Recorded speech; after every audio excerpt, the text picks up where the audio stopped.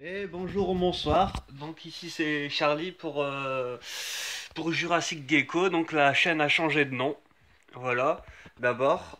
Ensuite, donc je vous avais promis un petit suivi d'élevage sur les dendrobates, donc voilà, bah je m'y mets, ça y est. Donc j'ai commencé parce que je viens de racheter des nouvelles plantes, donc le terrarium est beaucoup plus joli comme on peut le voir. Donc j'ai acheté les trois Borroméliacées qu'on voit ici.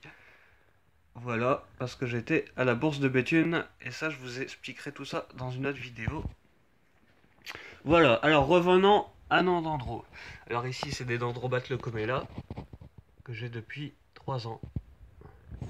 Donc il y a une femelle et deux mâles, il me semble. Voilà. Donc le terrarium tourne depuis environ 3 ans et demi, il me semble. Bon, j'ai changé beaucoup les plantes. Et il y a eu beaucoup de plantes dans ce terrarium. Il y a eu de la fougère. Bon, là, je m'en suis débarrassé d'une grosse partie. C'est pour ça que. Parce que je voulais les remplacer par des broméliacées. Tenter l'expérience une troisième fois, je crois, parce que j'avais déjà eu des broméliacées et puis j'arrivais pas à les garder. Donc là, j'ai réessayé. On verra ce que ça donne. J'espère que ça va aller cette fois. Voilà. On peut voir qu'il y a un petit escargot qui se balade. Un petit intrus. Je sais pas si vous avez ça dans vos terrariums à dendro. Je sais pas d'où ils viennent. Je sais pas comment ils sont arrivés là, mais ils sont là. Ils sont pas trop gênants, sauf que j'ai constaté qu'ils s'attaquaient aux pontes de Nandrobat. Donc ça, à se méfier, parce que ça fait un moment que je rattends une reproduction. En fait, j'aimerais bien avoir une reproduction de mes dendrobates. Mais à chaque fois que je retrouve les œufs, ils se font attaquer par les escargots. Donc j'essaie de les virer au fur et à mesure, mais c'est vraiment pas évident. Voilà. Donc que dire d'autre alors sur les dendrobates. Voilà, donc c'est un terrarium 60 45 45. Voilà. Alimenté en eau par des buses. Voilà, donc il y a deux pulvérisations de 15 secondes par jour, donc une le matin et une l'après-midi. Voilà, et tout se passe plutôt bien. J'avais pas mal de mousse de Java, mais on peut voir qu'il en reste plus beaucoup. Elle a dépéri parce qu'en fait, à un moment, j'avais des. Pendant un moment, me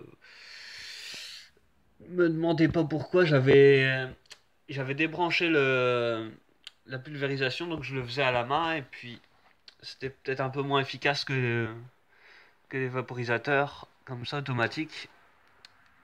Et la mousse n'a pas apprécié beaucoup. Voilà. Donc je vous montre un peu tout le terrarium. Donc le nom des plantes, je sais pas trop. Je sais que j'ai de la fougère, j'ai des broméliacées. Si, là j'ai un pied de vanille aussi. Ça pousse pas énorme, mais ça va, il pousse donc c'est bien. Voilà.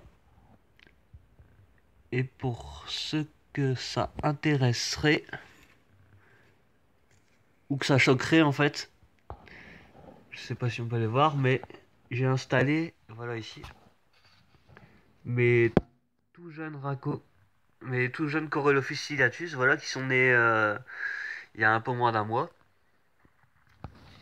Donc je les laisse ici, je les laisse dans ce terrarium parce que c'est des bonnes conditions et puis ils se nourrissent, ils trouvent un peu de nourriture, ils tapent dans les drosophiles, les grillons qui n'ont pas été mangés, qui ont grandi un peu, et les petites araignées qu'ils trouvent aussi. Et je me demande d'ailleurs s'ils attrapent pas les escargots, c'est bien possible.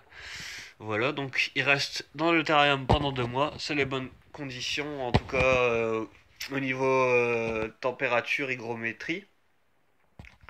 Niveau température, parce que là, le terrarium tourne entre 26 et 28 degrés. Mais voilà, je vais pas les laisser dedans. Et bon, j'ai fait ça un peu dans l'urgence parce que j'avais pas de petit terrarium pour les naissances, pour gérer les naissances. Donc ça va être fait le mois prochain. Ils bougeront dans des petits terrariums individuels parce que là, ils sont 3 ou 4 dans le terrarium. On va voir deux autres ici cachés. Voilà. Donc voilà, voilà. Que dire d'autre? Que dire d'autre? Alors, comment j'ai fait le terrarium? Pour commencer, j'ai mis des billes d'argile. Enfin, pour commencer d'abord, j'ai d'abord fixer les plaques de Xaxim qu'on voit dans le fond. Tac. Ensuite, j'ai mis de la bille d'argile. C'est pas du feutre géotextile, ça c'est de la nappe, de la bâche pour faire les bassins en fait, que j'ai percé de trous pour qu'il y ait la filtration. Voilà.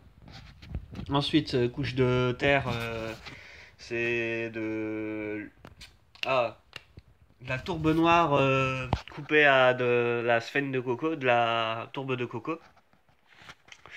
Voilà. Ensuite, bah ouais, j'ai aménagé un peu avec des branches et tout, histoire de faire un peu quand même du relief dans le bac.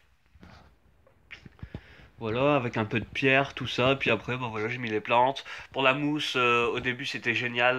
Ça poussait super parce que j'avais fait la technique bien connue, la technique du yaourt. Donc en fait, on prend un yaourt, on prend des bonnes poignées de mousse de Java, on mixe tout, on fout tout ça au mixeur.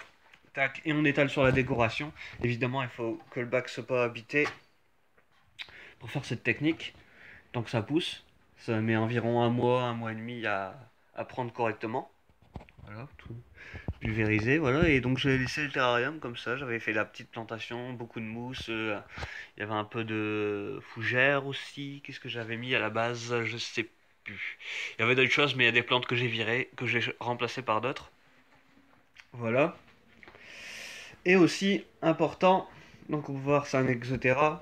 Il faut savoir que sur les exoteras, le plafond grillagé ne tient jamais. Ça finit toujours par finir, ça se fait toujours attaquer par la rouille.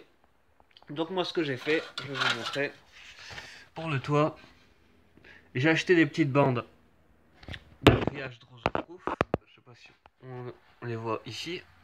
Tac. Donc j'en ai acheté deux, j'en ai mis une au fond. Enfin sur le toit, j'ai travaillé le toit, donc j'ai viré le grillage qui tient pas. J'ai viré le grillage, j'ai posé mes petites grilles de roseauproof. Et ensuite, j'ai mis une vitre en plein milieu. Donc la vitre, elle doit faire environ une trentaine de centimètres, il me semble, de large, sur 60 de long, évidemment, en 4 mm d'épaisseur. Voilà. Donc j'avais fixé ça, tac, avec du silicone pour aquarium. J'ai percé le grillage de roseauproof et j'ai mis mes deux buses. Et franchement, bah, le terrarium roule nickel depuis 3 ans maintenant. Voilà. Donc voilà, bah, je crois que c'est tout ce que j'avais à dire. Il y a juste ça aussi. Donc ça, c'est ce qui sert à alimenter le terrarium en eau, en pulvérisation. Donc voilà, un bac de 5 litres alimenté avec la pompe que vous voyez là. Voilà, voilà. Donc c'était le petit premier suivi d'élevage pour les dendros. Voilà, c'est pour vous les montrer un peu. Et je ferai une prochaine vidéo sur les dendrobates quand j'aurai des pontes qui avanceront bien et pour vous montrer un peu tout ça, l'évolution, parce que c'est vraiment intéressant, c'est vraiment des animaux très cool à observer. Voilà, donc je vous montrerai des vidéos aussi sur le nourrissage, sur la plantation si j'en refais d'ici là, mais ça je suis pas sûr. Et voilà, voilà. N'hésitez pas à poser des questions si vous en avez. Voilà, partagez, likez. Et puis je vous dis à bientôt.